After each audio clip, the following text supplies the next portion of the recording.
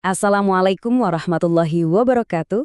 Saudara-saudariku kaum muslimin wal muslimat rahimakumullah. Alhamdulillah hari ini kita masih bisa bertemu lagi di channel ADRS Official. Nah, hari ini kita mau bahas sesuatu yang, saya yakin kita semua pasti pernah merasakannya, yaitu amarah.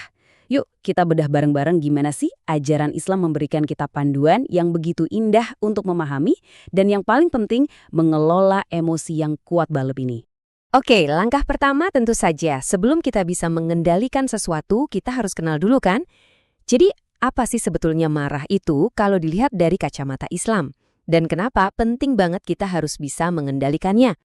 Jadi gini, dalam Islam, marah itu sebetulnya dianggap wajar kok, sebuah emosi manusiawi yang alami. Bukan berarti kita dilarang merasa marah sama sekali, bukan. Tapi, nah ini kuncinya. Yang sangat ditekankan itu adalah gimana caranya kita bisa mengendalikan amarah itu. Supaya apa? Supaya nggak kebablasan dan malah bikin kita terjerumus ke dalam ucapan atau perbuatan dosa. Selanjutnya, coba deh kita pikirin bareng-bareng. Sebenarnya apa sih yang bikin kita gampang banget marah? Dan yang lebih penting lagi, apa bahayanya kalau kita biarkan api amarah itu lepas kendali? Ternyata ada beberapa penyebab utamanya nih. Ada yang sumbernya dari dalam diri kita sendiri loh, seperti misalnya rasa sombong, merasa paling benar, atau mungkin kurang sabar. Ada juga dari luar, kayak kelelahan fisik atau stres. Dan jangan lupa, ada juga faktor spiritualnya, yaitu bisikan-bisikan dari setan.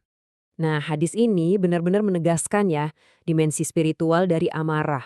Rasulullah Shallallahu Alaihi Wasallam langsung menghubungkan marah yang tidak terkendali dengan setan. Dan kalau dipikir-pikir, ini masuk akal banget loh. Pernah nggak sih merasa, pas lagi marah itu rasanya kayak bukan diri kita sendiri, kayak ada yang ngambil alih gitu. Nah, inilah kenapa nanti langkah pertama kita adalah meminta perlindungan. Wah, dan dampaknya? Jangan ditanya. Bisa parah banget. Bukan cuma iman kita yang kena, tapi hubungan sama keluarga, sama teman yang udah kita bangun baik-baik, bisa rusak. Belum lagi efeknya kesehatan. Dan ujung-ujungnya hampir selalu sama, penyesalan.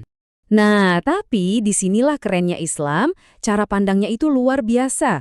Perjuangan kita melawan marah itu dipandang dari sudut yang beda banget. Ini bukan soal kelemahan, justru ini jadi ajang pembuktian kekuatan kita yang sesungguhnya. Coba deh kita resapi hadis yang dahsyat ini. Benar-benar bisa mengubah cara kita mikir kan? Ternyata orang kuat itu bukan yang jago gulat, bukan yang badannya kekar. Justru orang yang paling kuat itu adalah dia yang bisa menahan dirinya pas lagi marah-marahnya.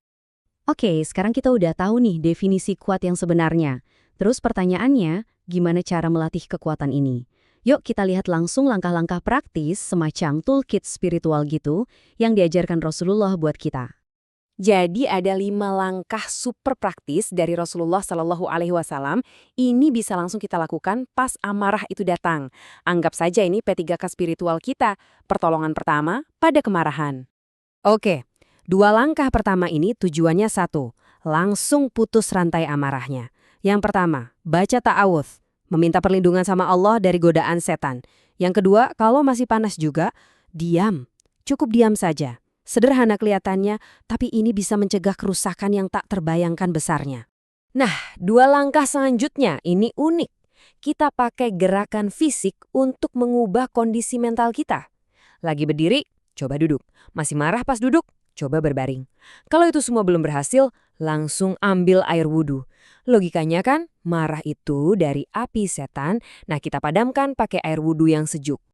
Dan yang kelima, ini yang paling penting, yang jadi bahan bakar kita. Ingat lagi tujuan akhirnya apa? Ingat pahala super besar yang Allah janjikan di Al-Quran. Bukan cuma untuk orang yang bisa menahan amarah, tapi bahkan yang bisa naik level lebih tinggi, yaitu memaafkan kesalahan orang lain. Dan kalau kita butuh contoh nyata, ya siapa lagi kalau bukan teladan terbaik kita? Nabi Muhammad SAW. Beliau itu benar-benar wujud nyata dari kekuatan sejati yang kita bicarakan dari tadi.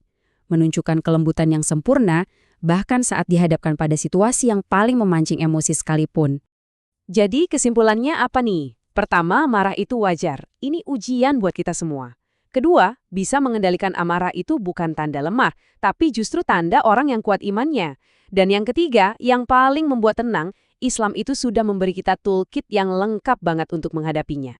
Nah, sebagai penutup, coba kita renungkan pertanyaan ini. Gimana ya caranya agar perjuangan kita menahan marah setiap hari itu bukan cuma sekedar menahan emosi, tapi bisa kita ubah menjadi sebuah tindakan ibadah yang benar-benar kita niatkan untuk lebih dekat dengan Allah. Mudah-mudahan pembahasan kita kali ini ada manfaatnya ya buat kita semua. Terima kasih atas perhatiannya. Mari kita tutup pertemuan ini dengan doa kafaratul majlis.